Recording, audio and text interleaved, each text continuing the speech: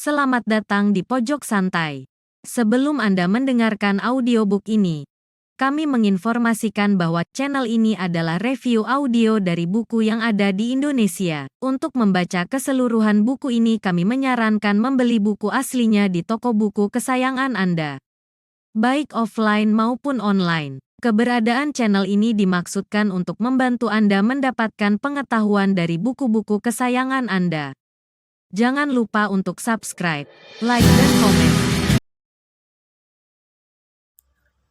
Selamat datang di Pojok Santai, channel khusus yang membahas komik dan novel dengan cara asik. Pertarungan selendang kubu dengan pujangga keramat kian hebat. Siapakah yang akan menang? Yuk cari tahu jawabannya di video berikut ini.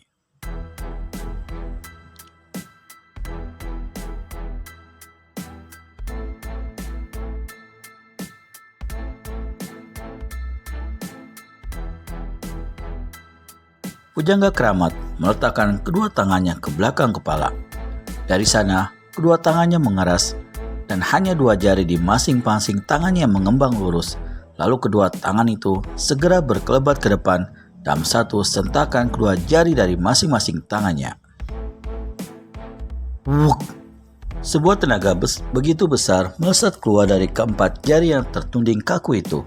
Tenaga besar itu tidak menghantam, melainkan mendorong tubuh selendang kubur. Tubuh tersebut pada mulanya terdorong mundur mendekati Dewi Murka.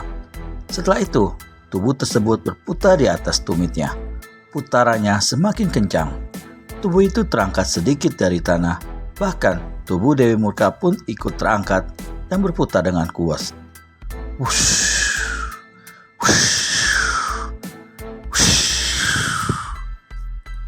Kedua perempuan itu tidak bisa mengendalikan diri.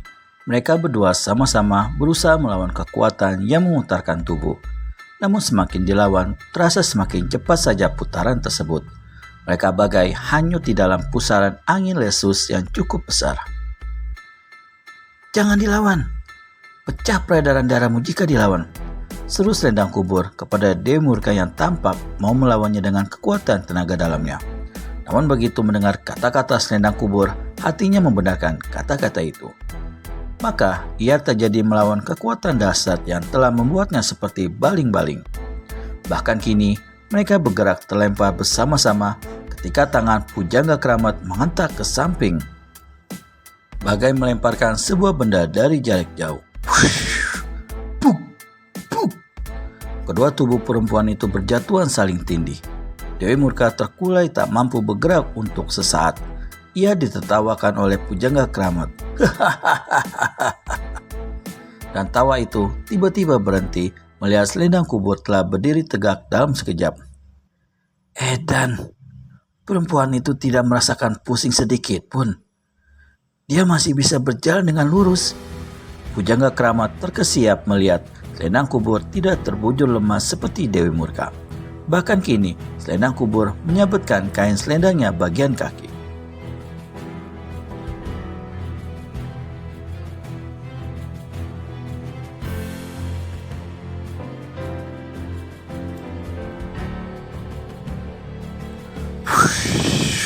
Sret!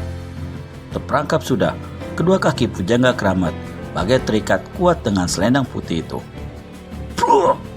Tubuh pujangga keramat jatuh karena selendang disentakkan oleh pemiliknya. Lelaki bergelang akar hitam itu sempat menggeragap sebentar. Tubuhnya terasa mulai terseret tanpa mendapat pegangan apapun. Lalu ia juga merasakan tubuhnya mulai melayang. Selendang kubur telah berhasil menarik tubuh itu dan kini sedang melayangkan tubuh tersebut dengan cara memutarkan selendangnya. Tubuh pria berusia antara 40 tahunan itu dipakai mainan, diputar-putar di udara dengan ringannya. Semakin lama semakin cepat putarannya. Membentur pohon sedikit, pecah kepala pujangga keramat itu. Seandainya ikatan pada kakinya terlepas dari selendang, maka tubuh itu akan meluncur cepat, terbuang entah kemana. Dan jika membentur benda keras sedikitnya, akan ada tulang yang patah. Bayangan itu yang membuat pujangga keramat menjadi panik. Ia memekik dengan suara mirip gaung sejuta kembang. Wah! Saat itu, Dewi Murka mulai sadar dari rasa pusing yang memabukkan. Ia mulai bisa melihat dengan jelas apa yang dilakukan selendang kubur. Maka dengan cepat ia menghunus trisulanya. Gerakan tubuh Pujangga Keramat akan disongsong dengan pucuk trisula. Jelas, gerakan putar itu akan berhenti dan tubuh Pujangga Keramat akan tertusuk ujung trisula. Tetapi ketika trisula itu dihunus dan hendak dihadangkan ke garis putaran tubuh Pujangga Keramat, tiba-tiba ada angin baru yang berkelebat membuat trisula itu lenyap dari tangan Dewi Murka. Perempuan itu sempat terbengong, melompong melihat tangannya kosong. Mata Dewi Murka kian terbelalak ketika melihat sesuatu yang berkelebat cepat sekali itu telah membuat tubuh Pujangga Keramat lenyap. Tinggal selendang tanpa bandul apapun yang dibawa berputar-putar oleh perempuan yang berjuluk selendang kubur itu. Dewi Murka menahan tawa keheranan melihat selendang kubur berputar-putar bersama selendang yang sudah tampak tubuh Pujangga Keramat itu.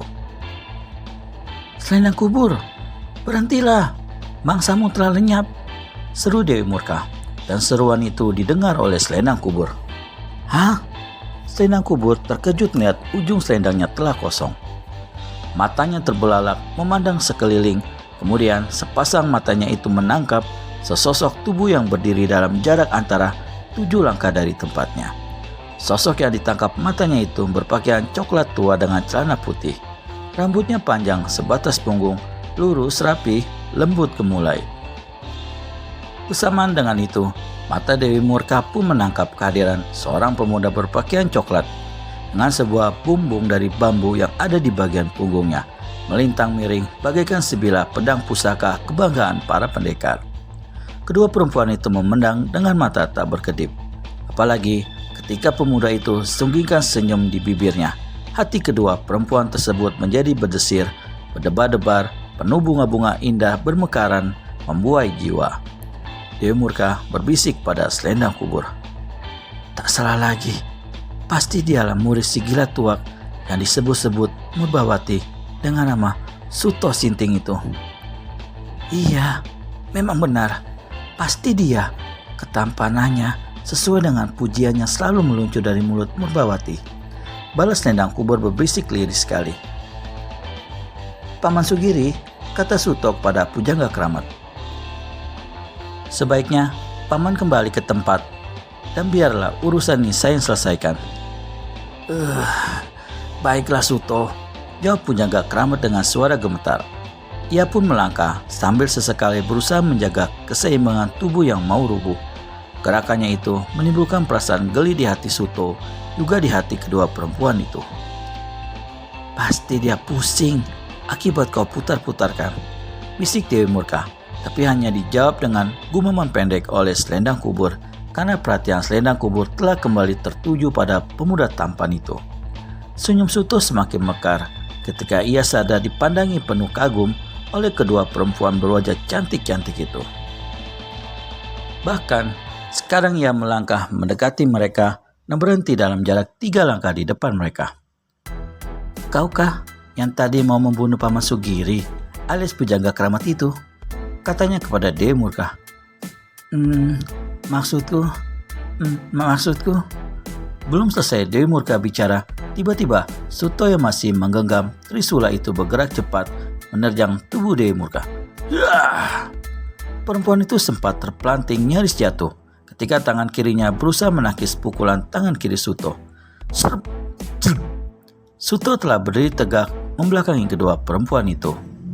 Kepalanya berpaling menoleh ke belakang, senyumnya kembang mekar, indah, mengguncang hati kedua perempuan yang nyaris tidak sempat berkedip melihat gerakan Suto yang begitu cepat. Bahkan Dewi Murka terbelalak kaget melihat trisulanya yang sudah terselip di pinggangnya dengan rapi, persis pada tempat semula.